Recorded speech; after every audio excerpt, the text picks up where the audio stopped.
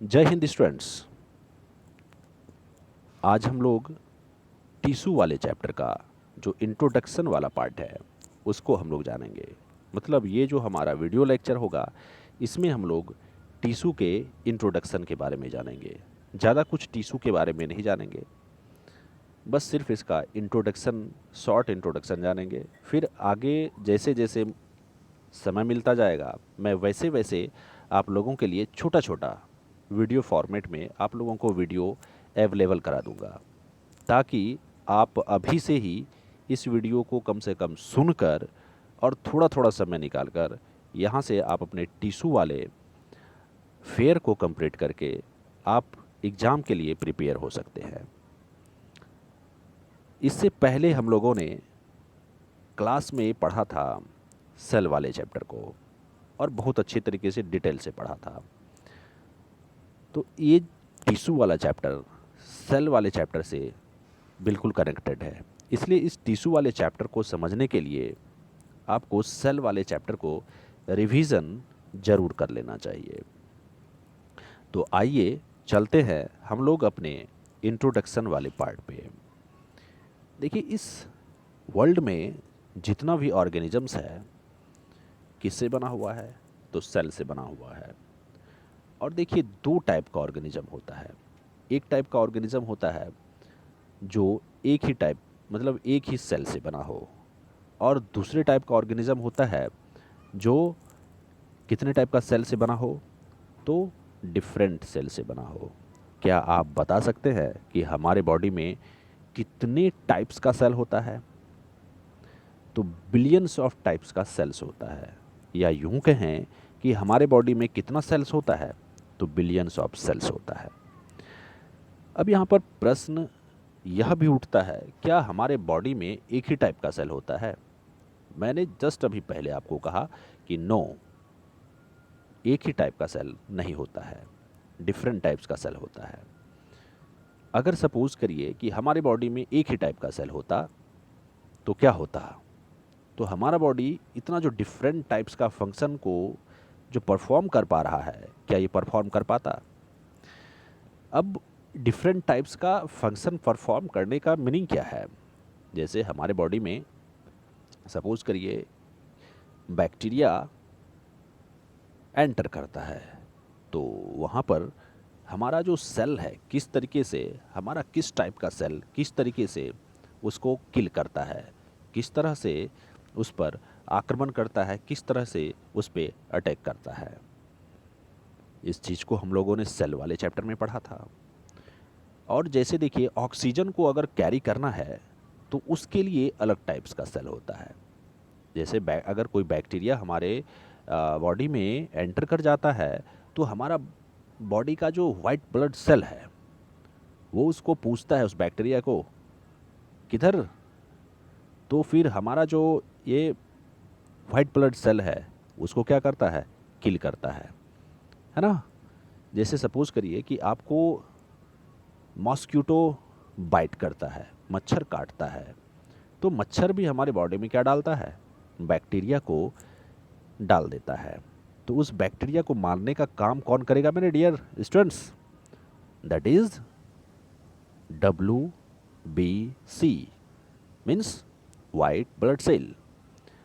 अब दूसरे टाइप का फंक्शन की अगर बात करें, जो हम लोग अपने नसल कैविटी से ऑक्सीजन हम लोग अपने लंग्स में इनहेल करते हैं।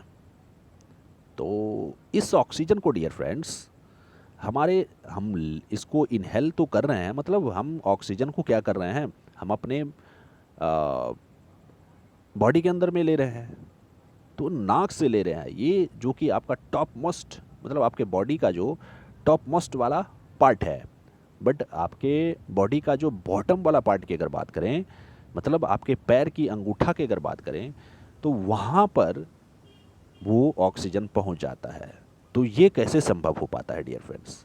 वहाँ पर ही नहीं, बल्कि हमारे बॉडी के डिफरेंट डिफरेंट पार्ट्स में पहुँच जाता है। आखिर कैसे? कौन है वो जो कि ऑक्सीजन को यहाँ से, मतलब हमारे टॉप मोस्ट बॉडी का टॉप मोस्ट पार्ट से लोएस्ट पार्ट तक, मतलब बॉटम वाले पार्ट तक ले जाने का काम करता है। That is dear students haemoglobin, है ना। तो ये हीमोग्लोबिन ही वो सेल है जो, जिसको कि हम लोग किस नाम से जानते हैं, तो आरबीसी, रेड ब्लड सेल, है ना डियर स्टूडेंट्स। तो इस तरीके का हमारे बॉडी में डिफरेंट टाइप्स के फंक्शन को परफॉर्म करने के लिए डिफरेंट टाइप्स का सेल होता है। जैसा कि हम लोगों ने यहाँ पर देखा कि बैक्टीरिया को मारने के लिए डब्ल्यूबीसी, बट हमारे ऑक्सीजन को कैरी करने के लिए डिफरेंट डिफरेंट पार्ट्स तक पहुँचाने के लिए कौन काम करता है, that is red blood carpals means RBC. तो आपको समझ में आ गया होगा। तो डियर स्टूडेंट्स, तो हम लोगों ने यहाँ पर देखा कि दो टाइप्स का ऑर्गेनिज्म होता है। एक सिंगल सेल्ड ऑर्गेनिज्म होता है, मतलब जो सिंगल सेल से बना हुआ हो। अब बात यहाँ पर ये आती है कि जो सिंगल सेल से ऑर्गेनिज्म बना होता है तो उसमें भी तो डिफरेंट टाइप्स का फंक्शन परफॉर्म होता होगा, मतलब डिफरेंट टाइप्स का फंक्शन किया जाता होगा उस सेल के द्वारा ना। अब जैसा कि हमारा बॉडी है, जैसे मैन हो गया, लायन हो गया, टाइगर हो गया, डॉग हो गया, या प्लांट्स वगैरह का ले लें, तो इसका जो बॉडी है डियर स्टूडेंट्स डिफरेंट टाइप्स के सेल का बना होता है। अब तो इसको हम लोग क्या कहते हैं, तो मल्टी सेलुलर ऑर्गेनिजम्स कहते हैं। अब देखिए, ये जो मल्टी सेलुलर ऑर्गेनिज्म बनता है, मतलब इसका बॉडी का जो फॉर्मेशन स्टार्ट होता है, ये कहाँ से स्टार्ट होता है, मतलब ये सिंगल सेल्ड ऑर्गेनिज्म, मतलब सिंगल सेल्ड ऑर्गेनिज्म से ही, या बोले सिंगल सेल से ही स्टार्ट होता है। सिंगल सेल ऑर्गेनिज्म से नहीं, बल्कि सिंगल सेल से होता है। मतलब मल्टी सेलुलर ऑर्गेनिज्म जो बनता है डियर स्टूडेंट्स, वो सिंगल सेल से ही स्टार्ट होता है। और हाँ, मैं यहाँ पर ये आप लोगों को बता देता हूँ कि ये जो छोटा छोटा वीडियो वाला फॉर्मेट में डालूँगा, और इसमें मैं इस तरीके का आपको पेज डाल दिया करूँगा, और आप लोगों को क्या करना है, यहाँ से मेन मेन जो पॉइंट्स है उसको छांट कर आपको अपनी कॉपी में राइट डाउन करते चलना है, ताकि आपका फेयर कंप्लीट होते चले। अब जैसा कि देखिए, हमने कहा था कि डिफरेंट, हमारे बॉडी में डिफरेंट टाइप्स का सेल होता है। तो डिफरेंट टाइप्स का सेल, जैसे सपोज करते हैं हम लोग कि एक ए टाइप का सेल है, एक बी टाइप का सेल है, एक सी टाइप का सेल है।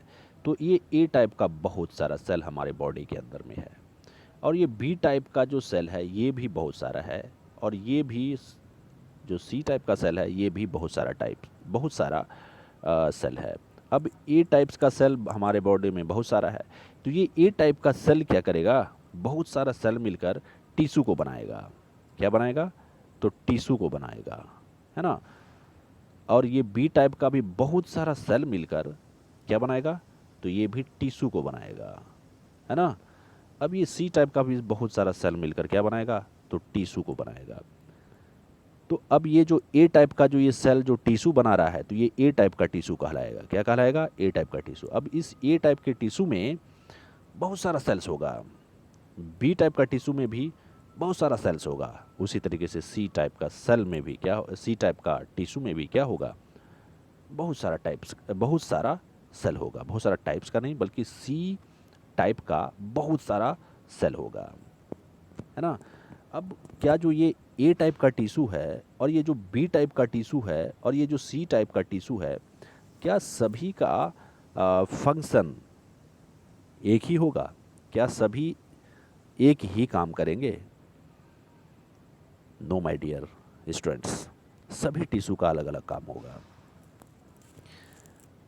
ये सभी, अब यहाँ पर क्वेश्चन ये भी होता है कि आखिर ये ए टाइप का सभी सेल एक दूसरे से मिलकर टिश्यू बनाता ही क्यों है?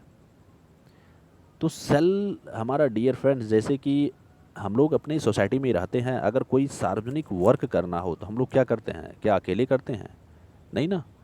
तो हम लोग एक दूसरे के सहयोग से एक जगह इकट्ठा होते हैं, फिर करते हैं। तो वही ये जो सहयोग वाली भावना है हमारे बॉडी के अंदर में, मतलब ये जो सहयोग वाली भावना है, इसका जो ओरिजिन है ना डियर फ्रेंड्स, वो यही सेल में छुपा हुआ है। अगर हमारे सभी अलग अलग सेल है ना, सभी अलग अलग सेल अलग अलग अपना अकेले अकेले वर्क करता है, तो हम लोग भी अपना सोसाइटी में क्या करते हैं, अलग अलग रह कर अलग अलग काम करते हैं, है ना, सभी एक दूसरे से मेल जोल नहीं रखते। बट आजकल इस में विकृति आई है, तो मैं उस पर बात नहीं करूँगा, मैं यहाँ पर बायोलॉजी का बात कर रहा हूँ। तो आपको समझ में आ गया होगा कि डिफरेंट टाइप्स का सेल डिफरेंट टाइप्स का टिश्यू बनाता है, एंड डिफरेंट टाइप्स का टिश्यू डिफरेंट टाइप्स का फंक्शन को परफॉर्म करता है ना डियर फ्रेंड्स।